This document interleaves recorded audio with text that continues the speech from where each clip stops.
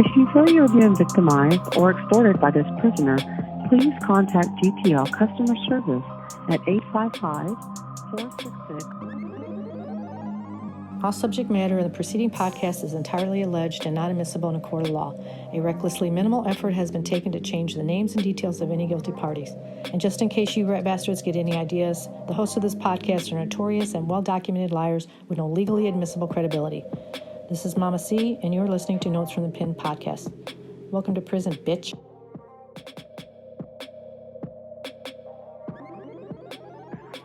So welcome to the Notes from the Pen podcast, inaugural episode, which is guaranteed to be the most refined and polished podcast ever. Oh, perfect production on every level. We've got a whole team behind us, so I hope everybody enjoys. This will not be clunky or amateurish, for sure. Can I say this? Can we finally put a pin or the death nail in podcast? Podcasts can now cease to exist because as soon as I'm doing one from a prison, you know what I mean? They're done. The experiment is over. Podcasts have run their course. Yeah, both the first and last Notes from the Pen podcast. Yeah, so what's up, man? I hear it's kind of a big day in the joint, right? It is a big day in the joint. First, I think we should introduce ourselves. I'm Bobby C., which just saying it sounds annoying. I told you I've had a name crisis because since coming to prison, you don't use your name, so it's been Chino, which is my nickname, and so no one's called me Bobby, so I have like this distance from it now that sounds weird. And, you know, I'm in my 30s, and I'm still going by Bobby, I guess.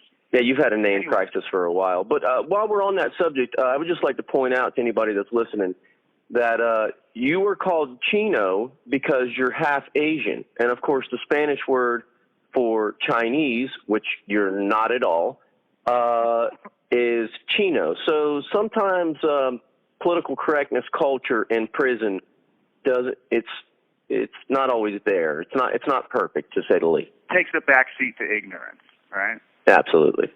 And you are? And I am Jeremy. I am Bobby's childhood buddy. We're kind of like brothers. We've reconnected since he's been in the joint, and I don't know, we talk every day. So we figured, hey, why not just start recording these conversations, because it's so fucking interesting, all the shit that has to go down just to get a haircut, just to get soup so you have enough calories to work out. Just everything is just so fucking interesting. So we figured, maybe other people, regular folks might want to tune in and be like, oh, that's how that shit works? Oh, that's what's going on? Absolutely. And one of the great things about our relationship or our like chemistry together, whatever you want to call it, is levels to it. But one of the things is that when I came to prison, right, we've got similar minds as far as being interested in the minutia of stuff and the mechanisms behind systems and how things work and why they work and little novel fucking details and shit. So when I came to prison, I started noticing all these things. I'm like, I don't think everyone knows about this stuff.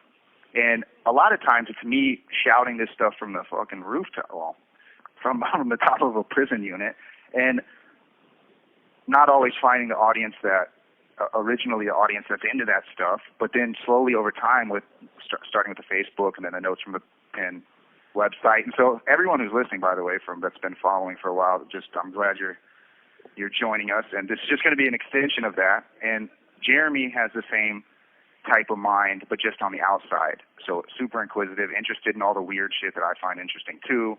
And so I think that's a good point. But back to your original point, it's Store Day today, which is like a kicked anthill. Store Day is when it's every other week, so it's once every 2 weeks, every other Wednesday, where all the commissary items we ordered get delivered to us, and which means that it's both payday and rent due date. Right. Debts collected, debts paid, debts shirked, which means there also could be violence because of this. Yeah. Now, I should state this. I'm in a minimum security prison now. I did my first 3 years in a maximum security prisons. level 4s. This is a level 1, and the vibe here is a lot different. There's a lot more shenanigans that's allowed that's maybe not allowed in the higher level. So it's me. I haven't been here long. I've been here a couple months. I'm getting used to it as well. But yeah, so there's a lot of fingernail biting and a lot of explaining and a lot of gesturing. At the last joint I was at, me and this dude called it GestureDay because you could just look out down the gallery and see people just by their hand gestures, like, oh, he doesn't have his money. You know what I mean? He's just, no, Lucy's pointing places. Right, but can I point something out? From what you explained, the level 1 joint you're in now, you call this Candyland compared to the maximum security level 4 or even the level 2 that you were in. So the people are a lot less respectful and don't really know how to jail proper, just because it's a level 1. So listen to you using you're just a convict using jail as a verb. I love it. Go ahead. Right, I'm a cop. I love it. So yeah, put it this way, I haven't seen anyone get stabbed since I've been here. And my first day in prison, back in the beginning of 2014, I mean, within hours, I saw someone slashed from ear to lip, just zombie style, cheek hanging over, teeth exposed. And that was, it's a multiple time a week thing. I've been here for months and haven't seen anyone get stabbed. Well, I haven't even heard of it. So yeah, I call this place Candyland. It brings its own troubles and problems. So go ahead. Go ahead. Well, I was gonna mention that when I talked to the 9-figure Mexican, your buddy Toro, he was giving me a description of the stuff that you can get from store, and I was surprised to hear stuff like candy or like little trivial. I get it. You need deodorant or underwear or shave cream or different necessities, but like I don't know, like what's a big thing in store that everybody uses for capital? Like, because don't you guys like trade coffee for something else? A bag of food is a bag of money, all right? And today I just had, I owe the most I can get up to $50 a month because of restitution and court costs. And everything here is a business. The store, commissary, the company that runs it gets a bid from it, whatever.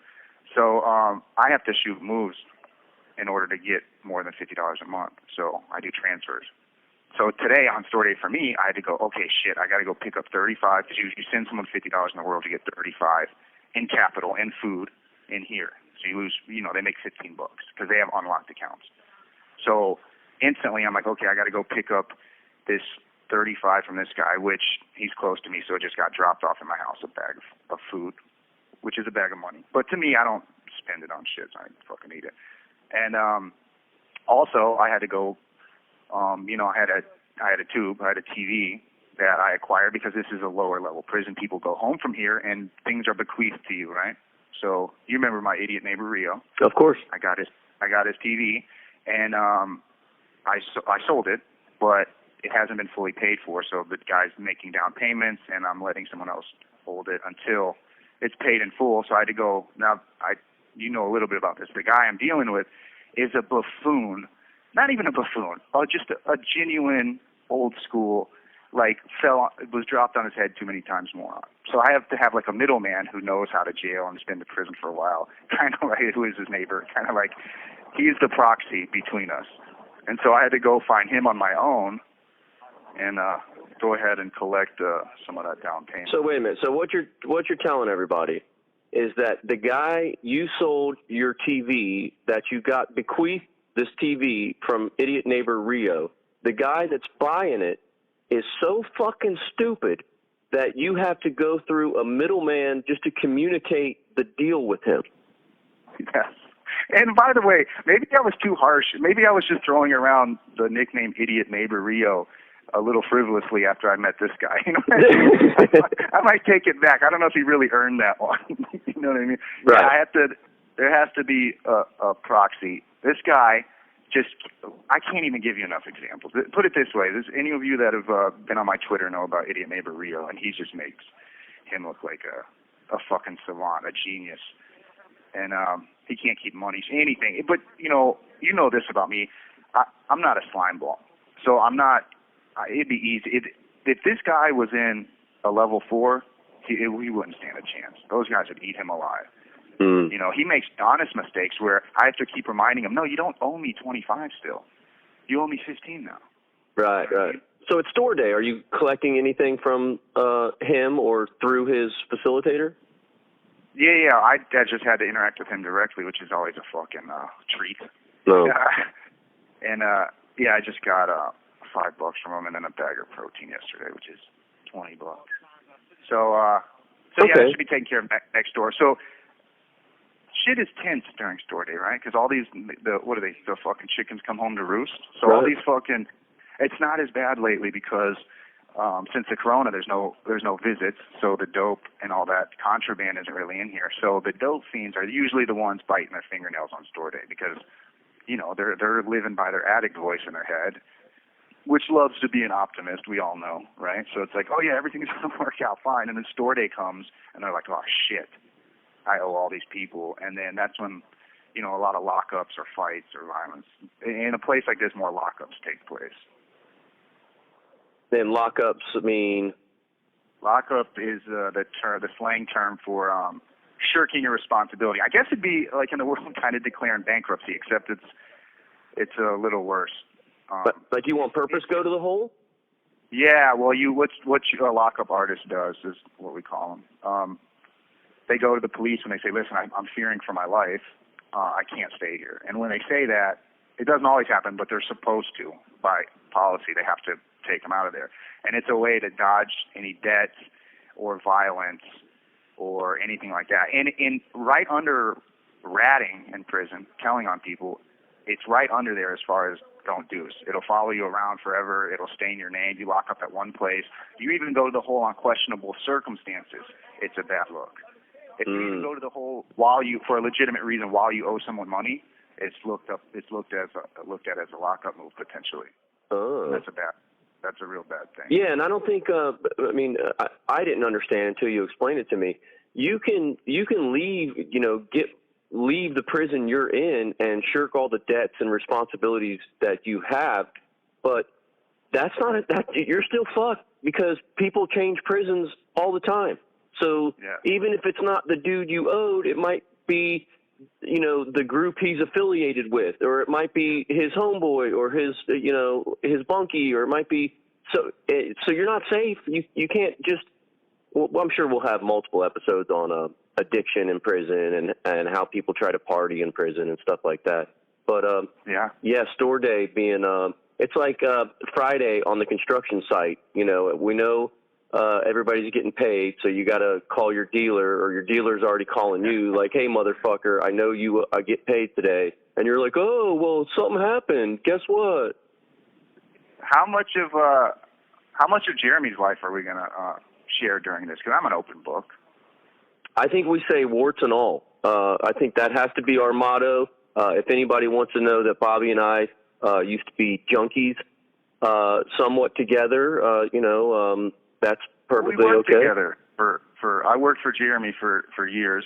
Jeremy, I originally met you through your younger brother, and then we have more similar personalities than either of us and your younger brother, I'd say, Ryan. Is that fair? Yeah, that's fair. And so we became close. You know, Jeremy's a little older than me. Was just old enough to where he didn't want to hang out with us. You know, he was like 16 and we were like 12 or something. And but over the years, that, you know, the older you get, the shorter that gap means, the less that gap means. And I ended up working for him. Jeremy's a great fucking carpenter. Taught me a bunch of shit. You know, I hate to fucking boost your ego. You know, I fucking hate to do this. Fucking don't. He's a guy. You're the guy I looked up to for a little while, and then realized how stupid that was. Naturally, you're in prison and I'm a fucking drunk. Let's see what that got us. There's been a development. Uh-oh. The mental invalid I was thinking of earlier is just 12 inches from me. It's on the phone that's connected to mine. And nice. Let's just paint a picture real quick for everyone out there. You know, picture a corona mask, a doctor's mask, but not the elastic kind, the kind that you tie above your ears, right, and then around the back of your neck, right? You know the one I'm talking about? Vaguely. Yeah, so, a doctor's old school doctor mask you tie at the top, like behind your head, over your those two strings go over your ears, and then there's two at the bottom of the mask that go like around the back end, you tie around your neck. Yes. You got to make two knots. So imagine the bottom two dangling, right, down in front of you, and then grabbing those and pulling the whole thing up over your forehead, and then letting them go. So now they're like hanging over your face, but the mask is at the top of your forehead. Oh, Jesus. That's what's going on right now. Oh, well. And it's just perfect. I hope he wears it after they don't let us wear masks anymore. I think they're just going to let him. You keep that. That looks, I think you came in here with that. Right. I'm sure we can touch on this later, but just for everybody that I'm sure nobody knows, but you're in Parnell Correctional Institute in Michigan. And Parnell is one of the hot spots that kind of like the aircraft carrier or the meat packing plants. Your prison got hit immediately and hard from COVID. So much so that didn't they send the National Guard to test you guys? Yeah, they sent them everywhere. But as far as the Michigan Department of Corrections goes, it was ground zero. And I hope there should be pictures up on the website of the unit I'm in, this facility. But if not, I'll make sure we put them up. This place was built, what'd you say, 1926? Yep. Almost 100 years old. And it almost looks like Shawshank Redemption. It's 5 stories tall, hollowed out in the middle, cells running down the lengths of the rectangle on both sides, and an open base down in the bottom. So, well, what a surprise that every single person stacked on top of each other got sick. So yeah, it was ground zero, but we're past it now so much so that the COs ain't even really wearing masks, and we're all out here without them. And you got them around your neck, but no one's really wearing them. Right. Well, you got tested for antibodies, and what such a shocking thing for me was everybody gets tested for antibodies, and like the 3% of people that miraculously didn't have the antibodies, meaning they somehow didn't get infected, they got yanked. They disappeared. And for anybody listening, if you're in prison and you get shipped to another prison just out of the blue, all of a sudden, that's a stressful event, because you could potentially run into enemies or old debts or not know where you're going. Isn't that right, Bobby? Yeah, it's just your world's upside down. Like if you if you don't have to worry about like your name being bad, that's of little comfort, I guess. I'm sure it's way more stressful for people who've locked up or told on people, or you know what I mean? Yeah. But it's terrible. It'd be like someone kicking your door in at midnight and throwing you a duffel bag and a couple boxes and going, pack everything you own in an hour. You got to go, and you don't know where you're going. You just know it's going to be a hostile environment that's going to be different, and it's just the actual travel is a pain. You're just belly shackled, ankle shackled, it's just a fiasco. And yeah, it's one of the most stressful aspects of prison, and it's looming. It's always hanging over your head. I've been to Carson City maximum, Oaks maximum level 4, Oaks level 2, Kinross level 2, and here, and then quarantine originally. So is it too naive or just not?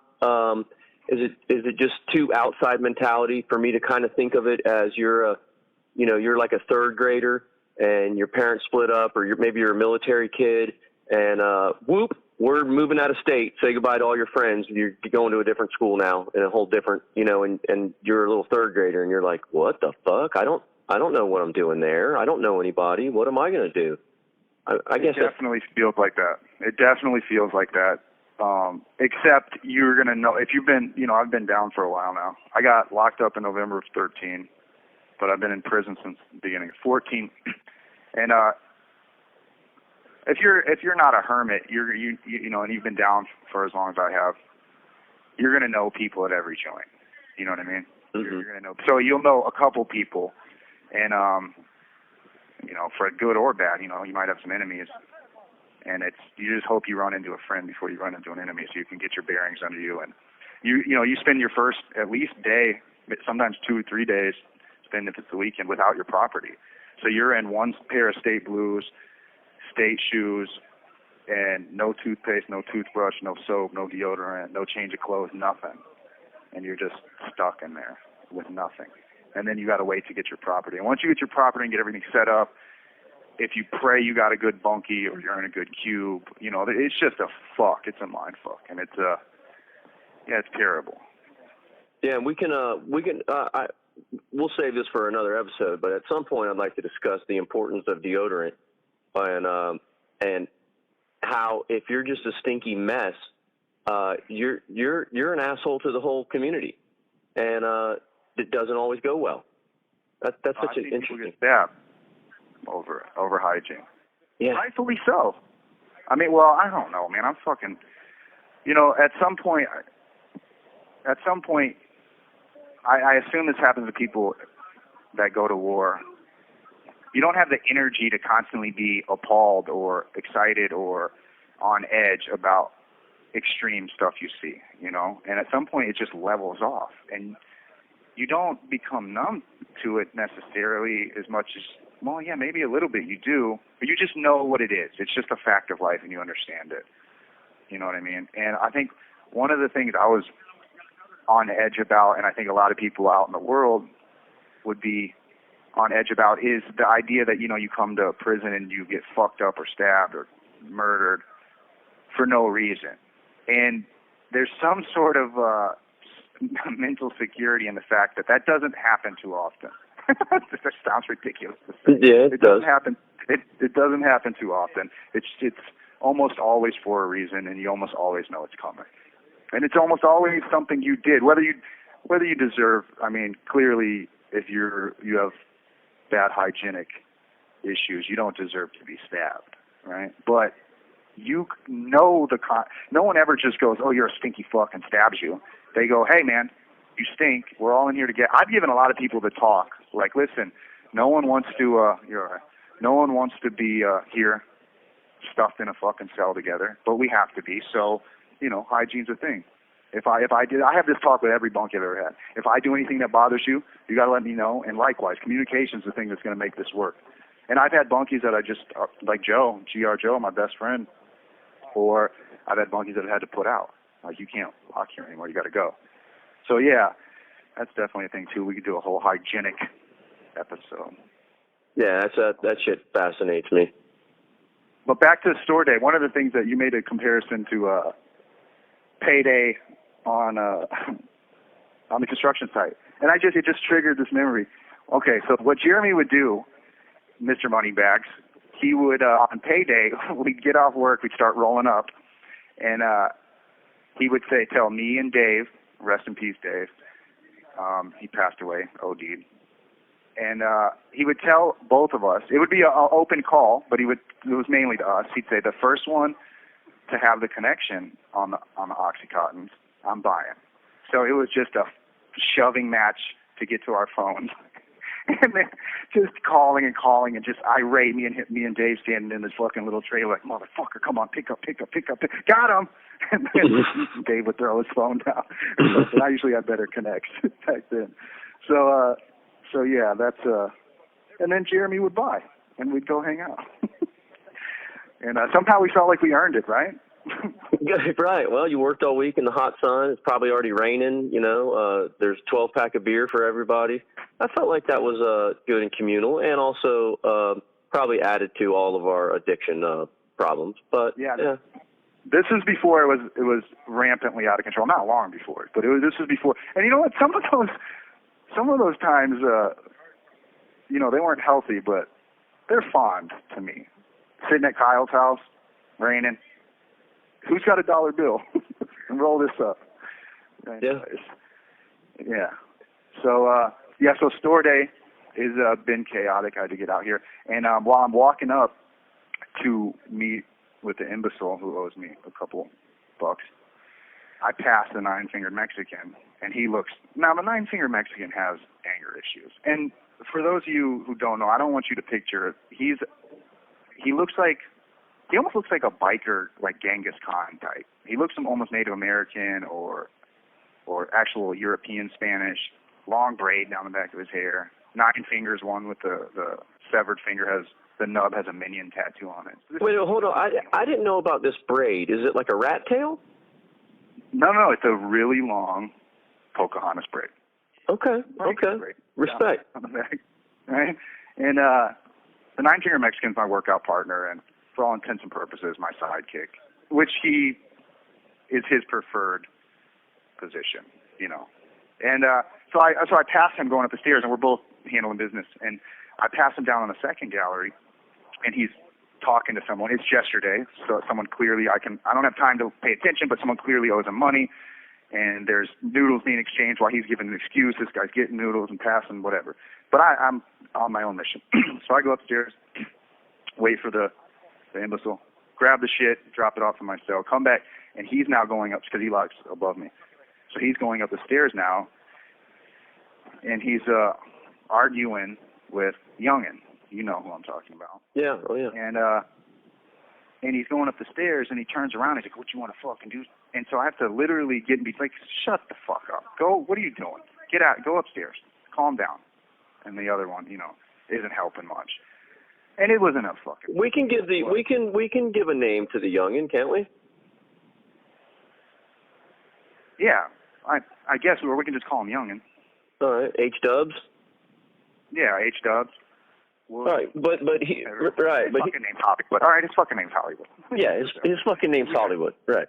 He's right behind me right now. He's on my phone right behind me. Yeah, and I know we're in the middle of the story, but I just have to mention to everybody that a lot of times in these phone calls you hear a lot of chatter in the background, and I imagine for a podcast that's probably going to be like a little bit irritating, but I kind of enjoy it. And depending on what time of day Bobby calls me, or since it's store day, there'll be a lot more action in the background. Sometimes I ask Bobby just to hold the phone out so I can hear somebody arguing over his grandma sent him, you know, soup that has beans in it, or just cussing at a grandma, a loved one, because of a debt that he's supposed to pay. He's not even going to eat it anyway.